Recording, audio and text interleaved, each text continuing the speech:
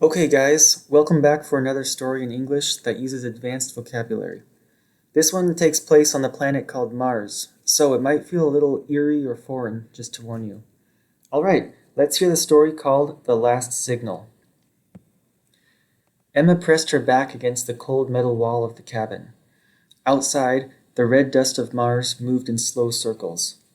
She could hear the wind, and it made a low sound that seemed to reverberate through the thin walls. She was alone because the rest of her crew was gone. The shack was small. It had one window, two beds, and a food station in the corner. Emma looked at the food area. The light on it was red, which meant the supplies were almost finished. She had enough for maybe 2 more days. Think, she said to herself. Think hard about what I could do. This could literally be the end of my life if I don't figure something out. Her father had always told her to be quick and smart in tight situations, and now she was in a situation where that mattered most. Emma walked over to the control panel and sat down. She needed to send a signal to Earth, but the main antenna was broken. She therefore had to find another way. She opened the files on her screen, scrolling through page after page. There had to be instructions for this. Every problem on a space mission had a procedure that one could follow to solve it. So she eagerly looked for the instructions to her specific problem. Having food for only 2 more days was a major problem that needed instant attention. She then found a file describing what to do. Emergency Communication Procedure 7. She read it carefully. Step 1. Extend the backup antenna from the roof panel.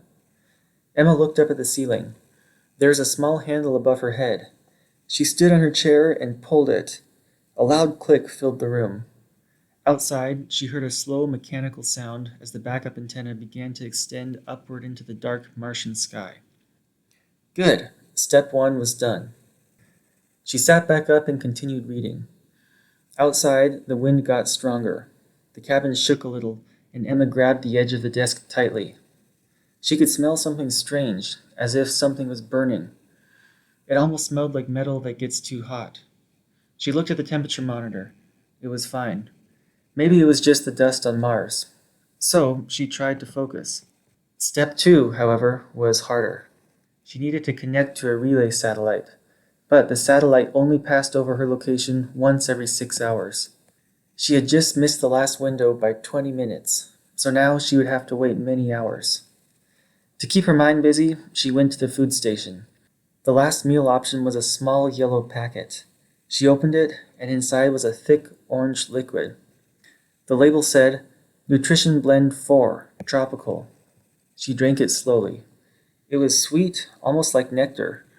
Not bad, she thought, but nothing like real food. Emma thought about the food back on Earth. She loved trying different types of cuisine like Japanese, Mexican, and Italian. She loved sitting at a busy market on a Saturday morning, eating fresh bread and drinking coffee. She missed the noise and the people at the marketplaces back on Earth. It was hard to realize that she was stranded on Mars with scanty meals that would only last 2 days. She then closed her eyes for a moment.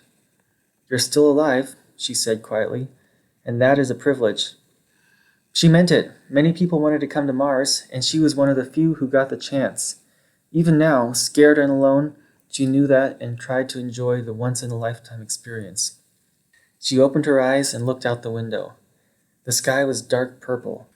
A single rock formation stood in the distance, and she had named it the Rocky Crag on her first day. She always looked at it when she needed to feel calm, and it helped a little to ground her in the moment. After 4 hours, she heard a beep. The satellite window was opening soon. She went back to the control panel. Come on, she whispered. This is my one chance to communicate with fellow human beings. The screen showed a weak connection. She typed fast. She sent her location, her status, and a short message.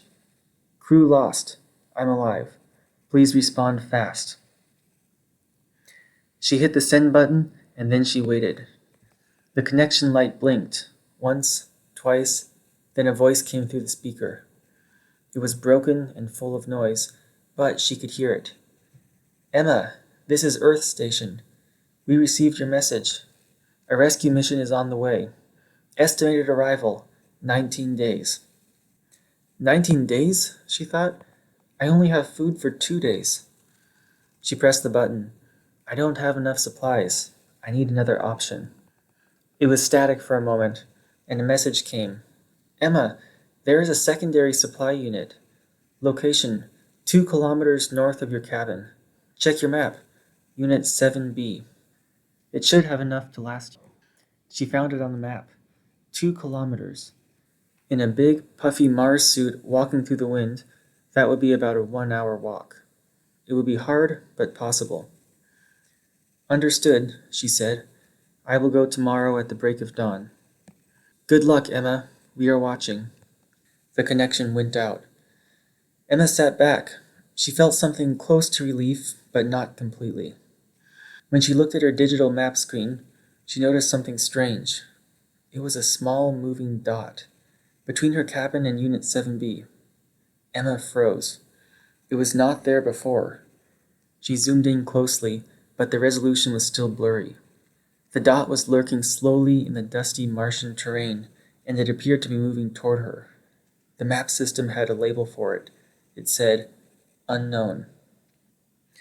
Alright guys, I hope you enjoyed this story, and I hope it wasn't too scary for you. I had a little fun making the ending a bit mysterious, but I'm happy to make stories with happier endings next time if you would prefer those types. Finally, if you guys want to suggest difficult words that you want me to include in the next story, you can write them in the comments and I will be happy to use your words in next week's story. Thanks for listening, and I will see you next time.